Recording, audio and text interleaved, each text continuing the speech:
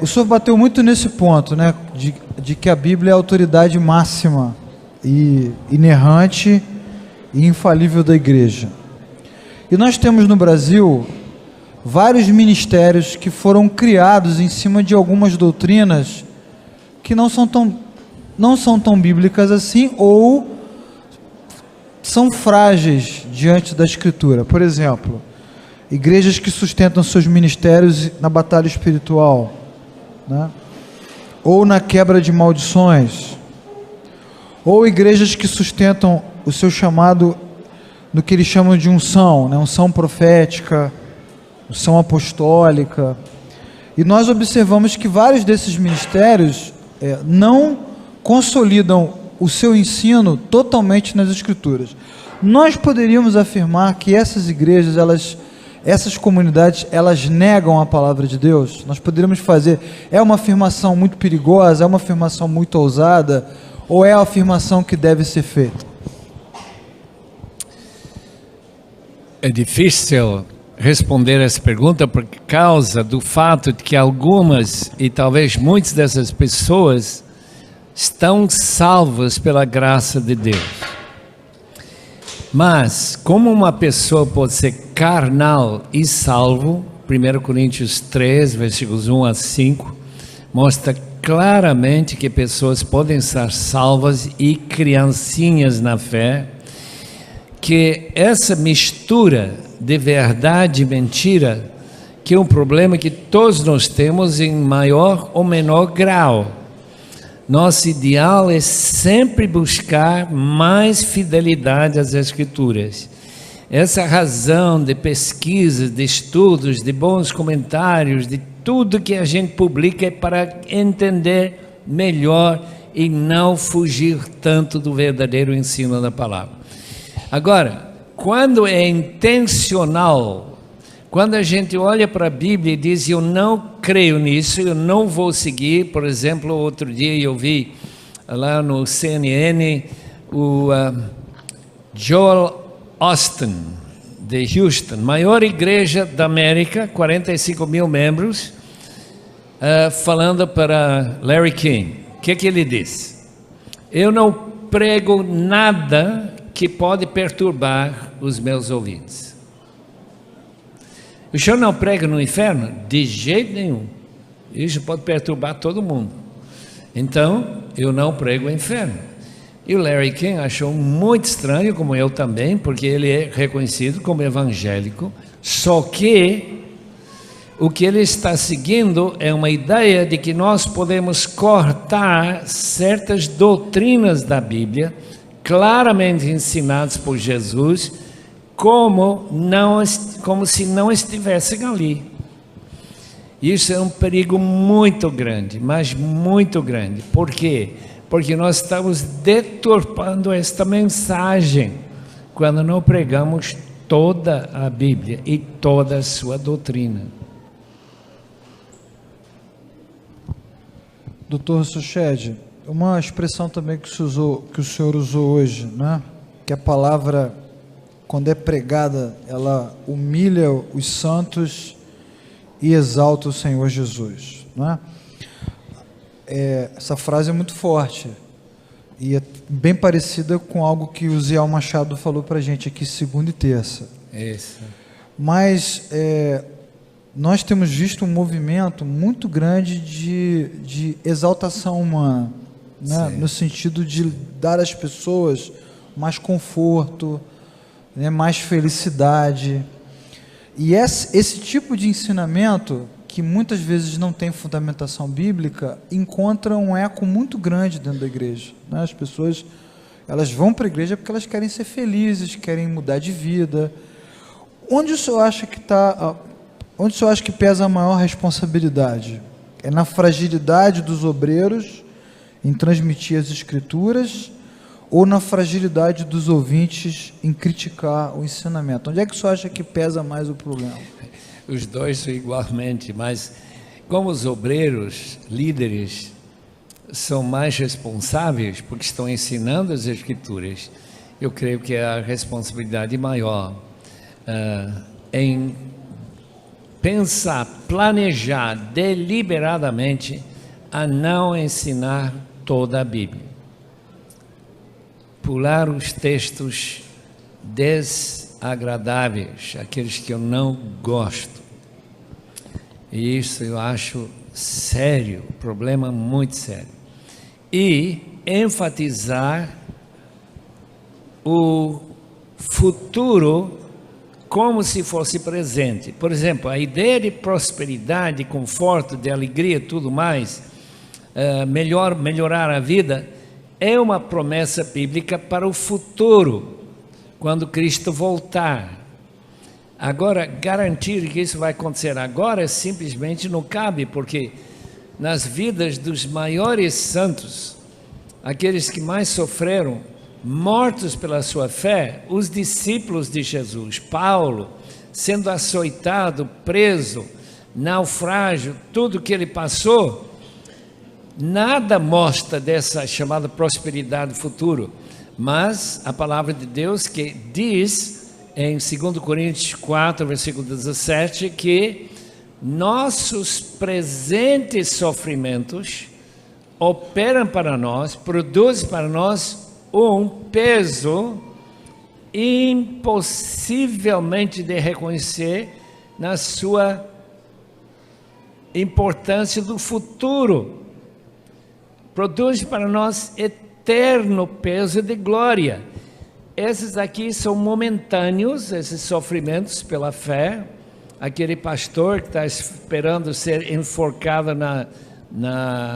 no Irã, como que ele vai dizer, olha, prosperidade, eu quero prosperidade? A maneira de fazer prosperidade é negar Jesus, voltar a ser muçulmano, porque ele vai ser morto, se ele for morto, por ter se convertido.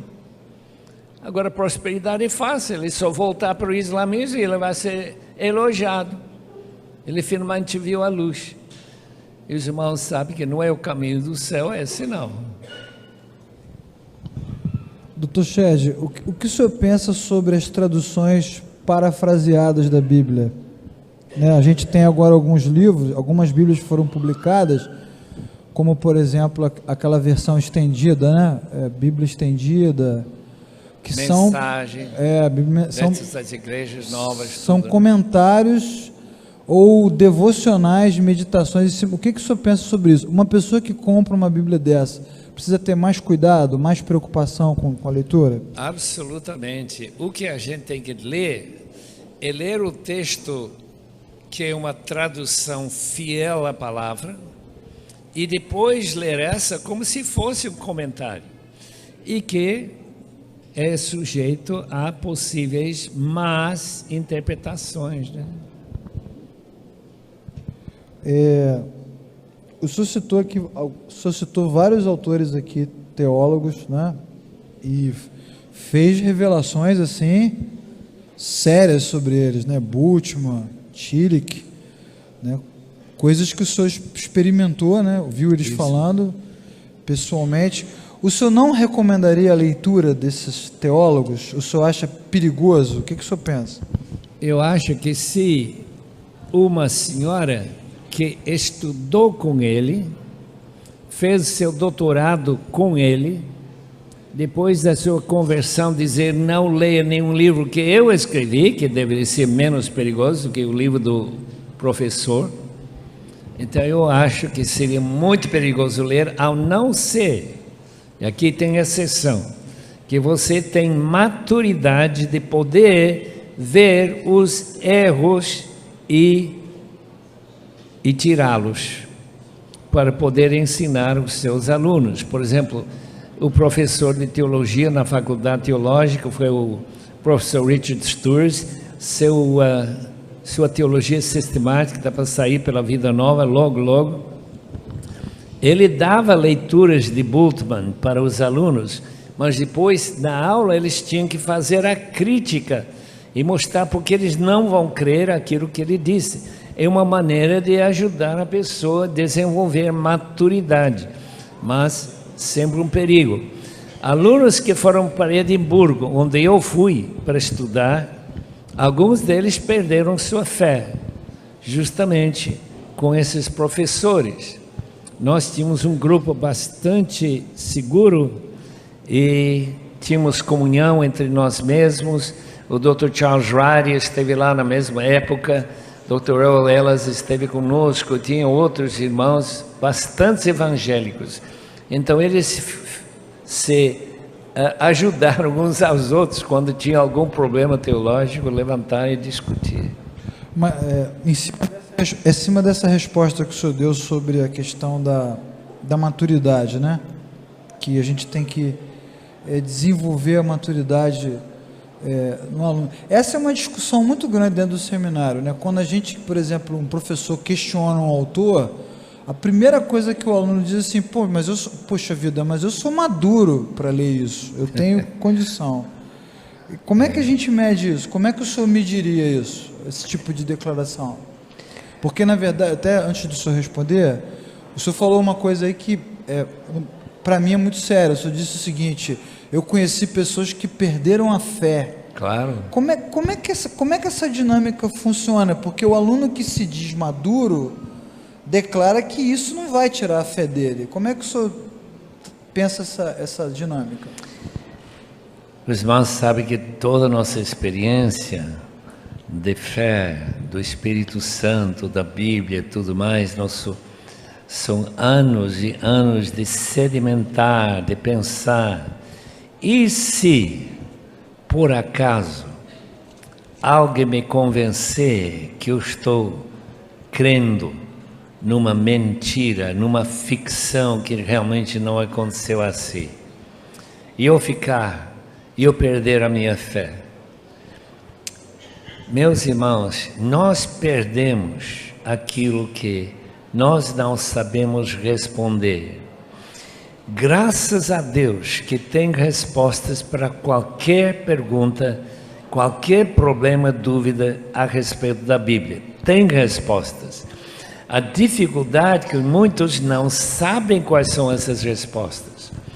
Eu tive o privilégio de estudar no Seminário da Fé, onde estudou Francis Schaeffer, onde estudou Gordon Lewis, onde estudaram o Vernon Grounds, aqueles gente que se tornaram homens muito reconhecidos na sua habilidade apologética. Então, estudando com aqueles professores que tinham dado muita atenção a essas questões de como ainda crer quando os chamados teólogos liberais levantem essas questões, como responder, por exemplo, a mesma coisa está acontecendo muito hoje em dia em relação à biologia, a dificuldade que alguns alunos que vão estudar medicina, vão estudar anatomia, vão estudar biologia, e tem que responder às perguntas sobre evolução. Como que você vai dizer, eu sei que essa teoria é apenas uma teoria que não tem base nenhuma em fatos? Como que eu posso dizer isso? Naturalmente, quando você estuda livros como aquele de Berry, chamado A Caixa Preta do Evolucionismo, ou aqueles livros do Dr. Philip Johnson, que escreveu essa doutrina da evolução, no Charles Darwin, no campo dos réus, ou como réu. Estes livros mostram todo aquele ponto fraco nessa posição. E se eu não souber como responder, claro que eu sou sujeito a perder a fé. Ok, doutor Shed. Assim, várias pessoas perguntaram, porque aqui nós temos irmãos de várias igrejas diferentes, né? E algumas pessoas aqui perguntaram, estão com a seguinte questão, né? Quando eu identifico que a minha igreja não caminha dentro da autoridade das Escrituras, eu estou com um problema. Se eu me insurgir, eu sou taxado de rebelde. Se eu ficar quieto, eu posso ser considerado cúmplice. Como é que eles perguntam, como é que nós devemos nos posicionar até baseado no que o senhor falou, foi naquela comunidade que nós nos convertemos. Os meus pastores são homens e mulheres de Deus. A minha igreja é uma bênção. E como é que eu me posiciono quando ela tem dificuldade de trabalhar com a Escritura?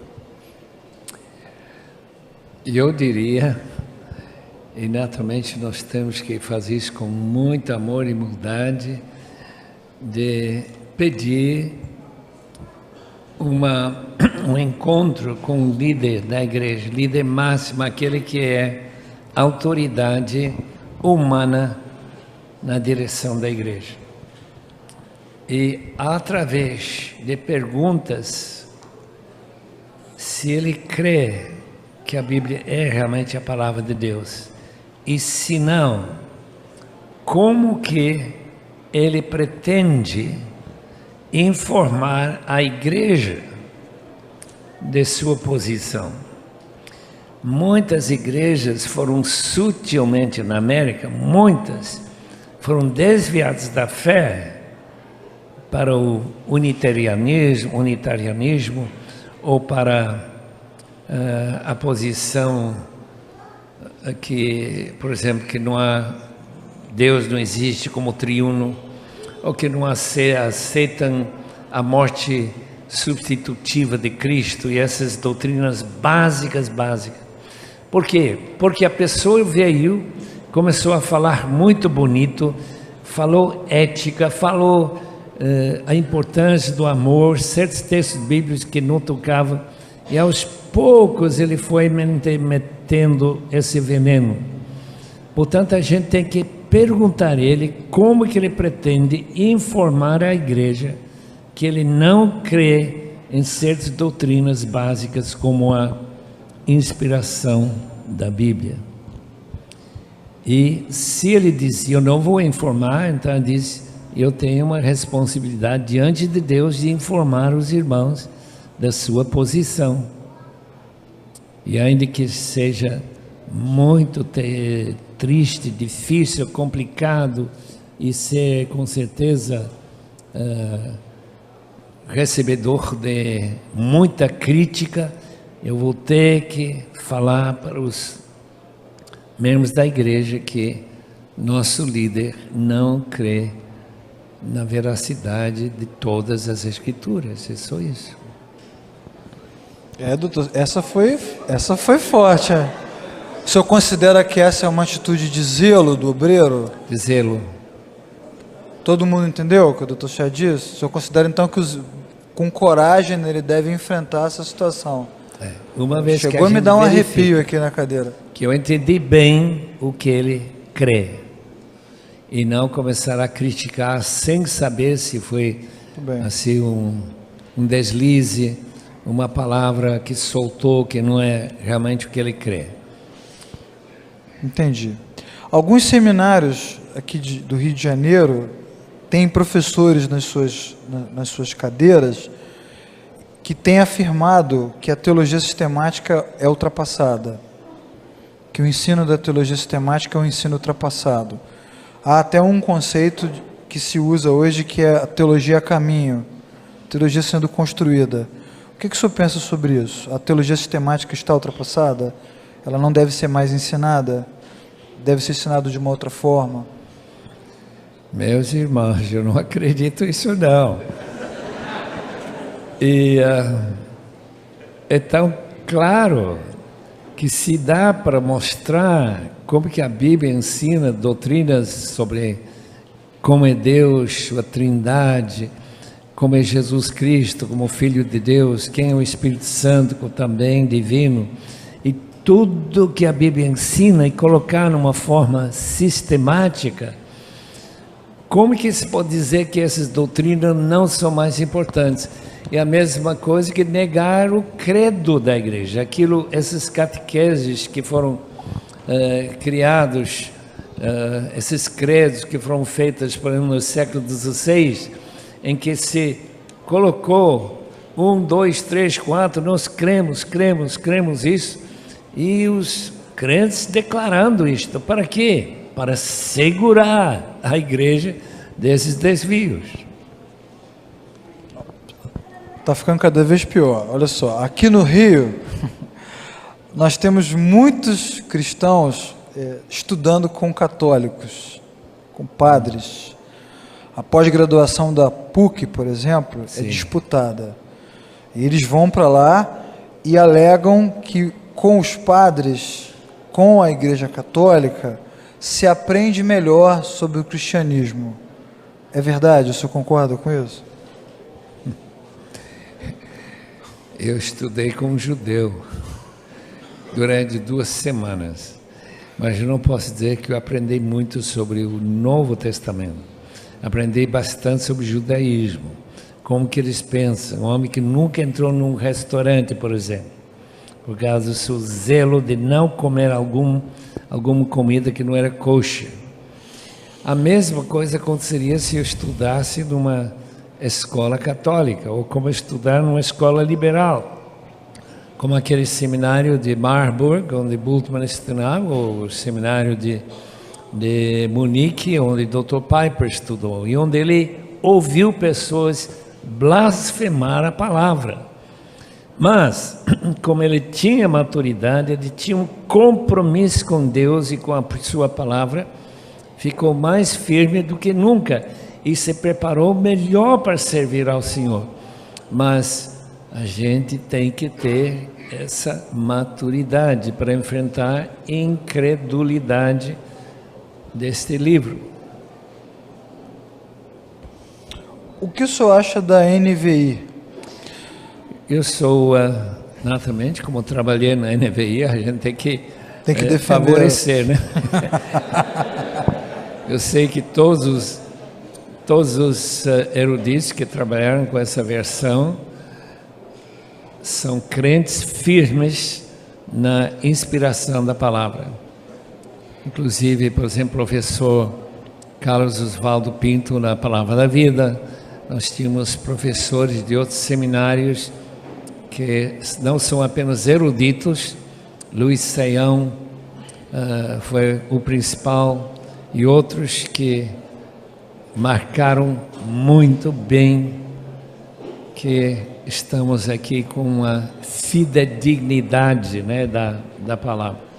Naturalmente, como não é uma tradução sempre ao pé da letra, tem certas áreas quando a gente vai interpretar diferentemente do que diz o original. Mas aí coloque essa nota no rodapé. Por exemplo, se os irmãos quiserem ver um problema que toda a Bíblia em português tem, em 1 Coríntios 14, 12, vai encontrar todas as Bíblias, sempre tem a mesma frase, que eu saiba, todos têm. Vocês buscam com zelo dons espirituais. O original diz, vocês buscam com zelo espíritos. Há uma diferença muito grande entre dons espirituais e espíritos, não é? Só que ninguém quer que o evangélico leia isso e chegue à ideia de que a gente está sendo um tipo de espírita. Os coríntios eram um tipo de espíritas. Não é nada disso. É que eles entenderam que esse discernimento de espíritos, mesmo a palavra, ou que os espíritos dos profetas são enviados por Deus, anjos enviados para ensinar certas coisas, ou operar certos milagres. Então, eles procuraram isso para receber dons. Então, a tradução não está tão longe do que Paulo intencionava com esse texto, mas é um problema de tradução. Quem que vai colocar lá? Vocês são zelosos de espíritos, porque o leitor comum não vai entender. Como que é isso? Algumas pessoas, não foi uma só, né, disseram que tem dificuldade de falar das escrituras nas universidades. Toda vez que são questionados sobre a sua fé, o que os estudantes fazem? Batem logo nos pontos dos textos mais complicados, né? Adão e Eva, Arca de Noé, Torre de Babel. E esses estudantes dizem que a saída deles para evitar o constrangimento, a crise, é afirmar que esses textos são metáforas ou são citações com interpretação difícil, né? E tem dificuldade de afirmar literalmente. Que tipo de recomendação o senhor daria a esses estudantes? Que ele possa estudar mais e preparar-se melhor para poder responder, em vez de esquivar e tentar fugir do problema. Não, explica o problema, explica a possibilidade, como que foi. Conhece um pouco melhor. Homens como Luiz Saião, que tem que ser dado muito a estudar o texto hebraico e essas possibilidades para poder responder, né? E qualquer bom comentário pode ajudar muito ao enfrentar essas situações mais complexas de textos difíceis, né? Dr. Shed, ontem o pastor Ziel Machado usou uma expressão aqui bastante interessante. Ele disse que algumas igrejas, às vezes, e alguns seminários também, parece que estão em busca de certificações, como as ISOs, né? ISO 9000, que ele citou aqui ontem, que é uma certificação de qualidade. Por exemplo, em nome da qualidade, eles querem se certificar no MEC e buscam a qualidade, às vezes, em detrimento da vocação, né? Às vezes preferem os professores com doutorado do que os pastores.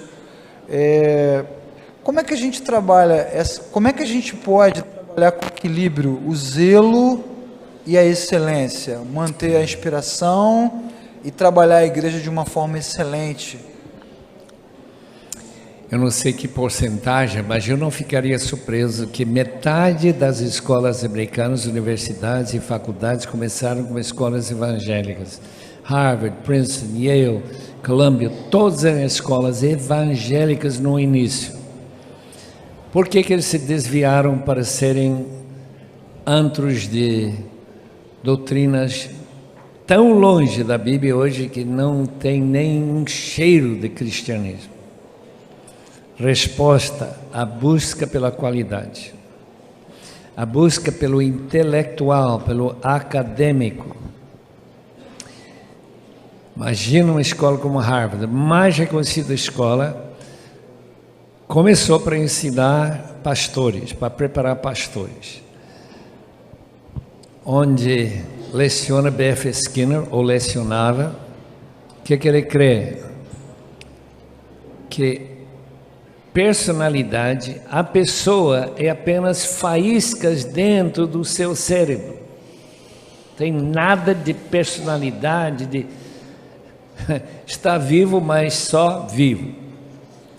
Não tem responsabilidade nenhuma, porque são faíscas, são aqueles estalos dentro da sua cabeça. Até morrer recentemente, esse famoso Stephen Gould, acho que ele é da Harvard também, ensinando doutrina da origem das espécies, como Dawkins em Oxford, que Deus não existe, pelo menos não há evidência. Todo esse tipo de pensamento que está sendo ensinado numa escola. Por quê? Porque Harvard quer ser a melhor escola da América, isto é, mais reconhecida pela população em geral. E tem dinheiro para ser exatamente isso, sempre contratar os melhores professores, e não tem nada a ver com sua fé. Quase todas as universidades e escolas que desviaram da fé, e um número é muito grande, foi por causa dessa busca pela qualidade. Então nós temos que decidir se é buscando dessa qualidade, o reconhecimento da MEC, ou coisa assim, não vai prejudicar, afinal, nossa posição firme na palavra de Deus. Dentro dessa pergunta, né, continuando nessa perspectiva, assim, em função desse problema, algumas igrejas e algumas lideranças não confiam mais em alguns seminários. E aí estão abrindo os seus próprios seminários. Verdade. Né? Dentro das suas próprias igrejas, treinando isso. Como é que o senhor vê esse movimento que está aumentando cada vez mais hoje? Daí eu dou graças a Deus por Vida Nova, por aquele irmão Arthur Brown ter pensado: se nós vamos treinar pessoas, se vamos dar subsídios para pastores, nós temos que buscar a melhor literatura possível para que eles possam, sem ter acesso a pessoas que têm doutorado, têm muito conhecimento, que eles podem ler livros deles e que são estudiosos e que creem na palavra. Portanto, eu espero que Vida Nova, pelo menos até a volta de Cristo, não se desvie desse propósito. É sempre produzir livros confiáveis, que os seus autores são cristãos. Claro, tem outros editores que espero que seja também assim, mas principalmente Vida Nova, por causa dessa importância que tem para seminários e para os próprios líderes das igrejas. Nessa direção também, né? Sim. Há um discurso que hoje é muito comum de que a igreja precisa se contextualizar, precisa ser contemporânea, precisa se dialogar. Inclusive é o tema da nossa semana teológica, é essa luta pela contextualização. E aí as editoras, já que o nosso tema hoje é a autoridade da Bíblia, tem publicado um monte de Bíblias, Bíblias da mulher, Bíblia do adolescente, Bíblia do obreiro, Bíblia da criança. Como é que o senhor vê? O senhor acha que isso é positivo ou mais prejudicial? Eu creio que é positivo no sentido de ser fiel à palavra e não reescreve a Bíblia, omitindo ou modificando o que ela ensina. Contextualizar significa tornar, porque toda tradução é contextualizar. Nosso contexto é língua portuguesa, não é língua grega nem hebraica. Portanto, temos que contextualizar, pelo menos traduzindo a palavra. E quando se traduz, nós temos que buscar as palavras que mais aproximam a ideia da palavra original, né? E assim por diante. Daí vem todo esse trabalho de interpretar corretamente o que diz o original para poder trazer para a língua nossa aquilo que os autores bíblicos queriam transmitir, né? Mas às vezes a gente falha, mas é muitíssimo importante contextualizar, senão ninguém vai entender nada. Imagina, começando como o Paulo diz: eu prefiro falar 5 palavras que são compreensíveis do que 10.000 palavras que ninguém entende. Então, como seria se a gente pregasse tudo em inglês ou em hebraico, ou falasse em russo? Não ajudaria ninguém, nem ficaria para ouvir. Não, a gente tem que contextualizar, isso é absolutamente seguro, mas queremos contextualizar a mais próxima possível ao que a Bíblia ensina. Para a gente terminar, doutor Suchede, porque nosso tempo acabou, 2 coisinhas. Primeiro, qual o seu autor preferido? Qual o autor que o senhor mais gosta? Tá muito a Bíblia não vale, tá certo? Né? Quem é o autor preferido? Além da Bíblia, claro. O autor é João e Paulo e todos eles. Mas de escritores, a gente tem sido muito, muito abençoado por John Stott, certamente um dos preferidos, e ultimamente John Piper. Esses 2 Joãos têm me abençoado demais.